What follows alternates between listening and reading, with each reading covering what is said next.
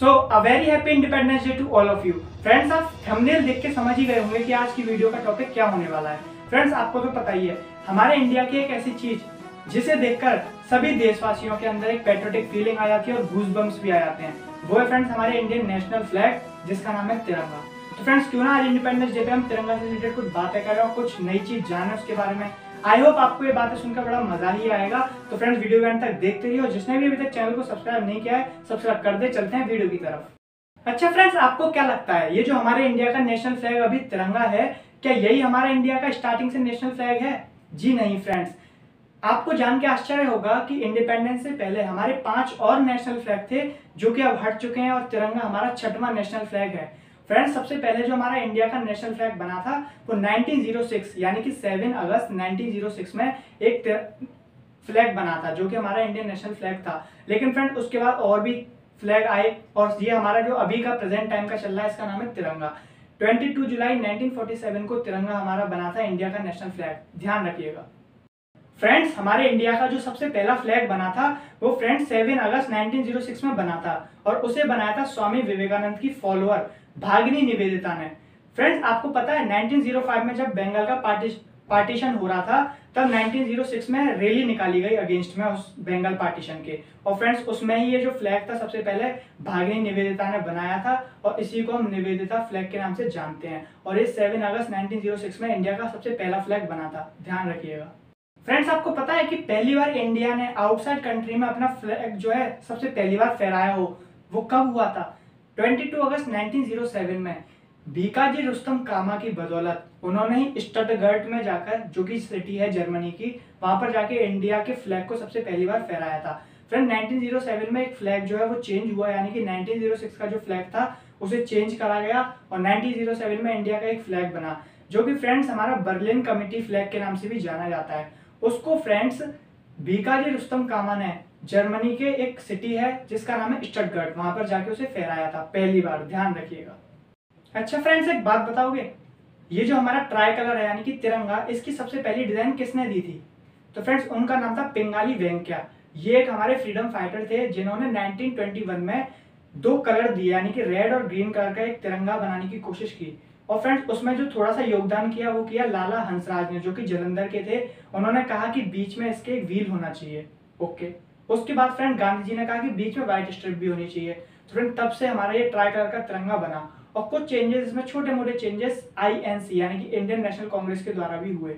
लेकिन फ्रेंड, जो हमारे इंडिया का जो फ्लैगमैन जाना जाता है वो पिंगाली वेंकैया को ही जाना जाता है, क्योंकि सबसे पहले ट्राई कलर का जो तिरंगा है देने की शुरुआत उन्होंने की थी, वो भी 1921 में, ध्यान रखिएगा।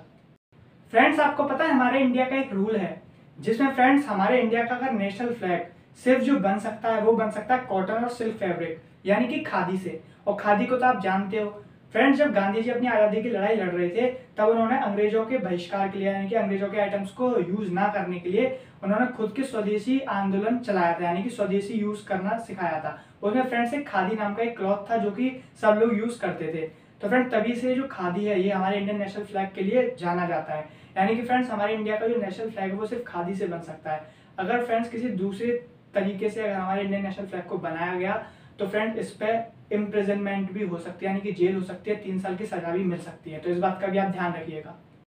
फ्रेंड्स, आपको पता है हमारे इंडियन नेशनल फ्लैग को बनाने का जो एक्सक्लूसिव राइट है वो सिर्फ कर्नाटक का एक बेंगाली विलेज है, जिसमें कर्नाटक खादी ग्राम उद्योग नाम से एक जगह है। वहां पे फ्रेंड्स खादी की चीजें बनती हैं, यानी खादी का यूज करके बनती हैं और वहां पे हमारे इंडियन फ्लैग को बनाया जाता है। और वहीं पर एक्सक्लूसिव राइट है कि वहां पर फ्लैग बना सकते हैं और कोई सी भी ऐसी जगह नहीं है जहां पर उन्हें एक्सक्लूसिव राइट मिला हो। तो फ्रेंड, इस बात का भी ध्यान रखना, कर्नाटक के बेंगाली विलेज में एक जगह है जहां पर की एक्सक्लूसिव राइट है हमारे इंडियन फ्लैग को मैन्युफैक्चर करने के लिए।